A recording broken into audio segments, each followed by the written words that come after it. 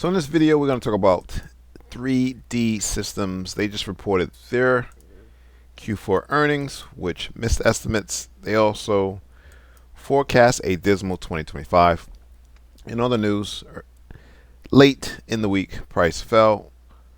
Actually, it went down and down. So this is called a gap and go. It gapped and continued to go in the direction of the gap. It settled at the end of the week at $2.12.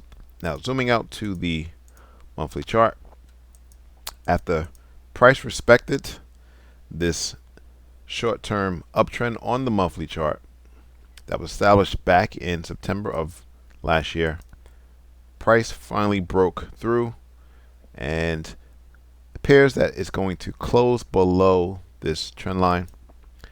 One thing to note, again, if you squeeze the charts, you can see that this is what we call an accumulation area. And in the past, that has served as a buying opportunity for the smart money. And so potentially what we have is the makings of a double bottom. Typically see that at the end of a downtrend and before the start of an uptrend. Now, zooming down to the weekly chart, price did form a level of interest. This is what we call a weekly sell level, drop, one basing candle, and then the drop. However, this level is fairly weak compared to the bigger level just below. Again, that accumulation area. And you see these rejection wicks, these tweezers. It's really stating that the real sellers is just above, even potentially at that gap fill. Now, before we continue with the analysis and look at the daily chart, let's actually get into the news. So 3D Systems also cut their outlook for 2025, projected revenue between 420 and 435 million. This was well below analyst expectations of 462 million. Here's what the president and CEO had to say. While 2024 was a challenging year for sales, reflecting weak customer capex spending on new manufacturing plant capacity through the first 3 quarters, we're pleased to see a healthy uptick in the sales of new industry printer systems and global services in the 4th quarter. Now, 3D Systems announced a new cost reduction initiative expected to deliver over 50 million in incremental analyzed savings related to actions taken throughout 2025 and the first half of 2026. The company aims to achieve break-even or better adjusted EBITDA performance by the 4th quarter of 2025. All right. So, price did close off the lows at the end of the week, but this is just some profit taken as you had investors that shorted the stock, potentially from this trend line break. Zooming down to the daily chart,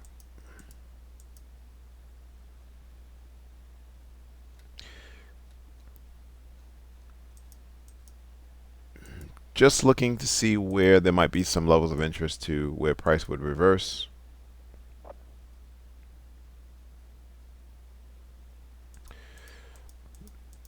All right. So we're going to use the most recent lows.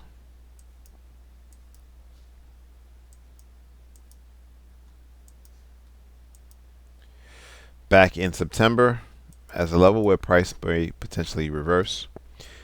It's an ugly drop, basing candles and rally, but that's where price stopped going lower and started moving higher. However, I'm not in love with the formation structure. Also, this was on weak volume. So what you want to see is price come into that accumulation area and form a smaller time frame double bottom, maybe even create a liquidity grab for you ICT traders out there before moving higher. This level should serve as a speed bump. And so here's what I'm forecasting. And then price can potentially retest the trend line break. However, this would be your medium-term target, as you did have support and support before price closed below the $3 level. So let's see how things pan out over the next several months. But let price settle in and let price show you that it wants to reverse. Thanks for watching. Subscribe. Please like the video.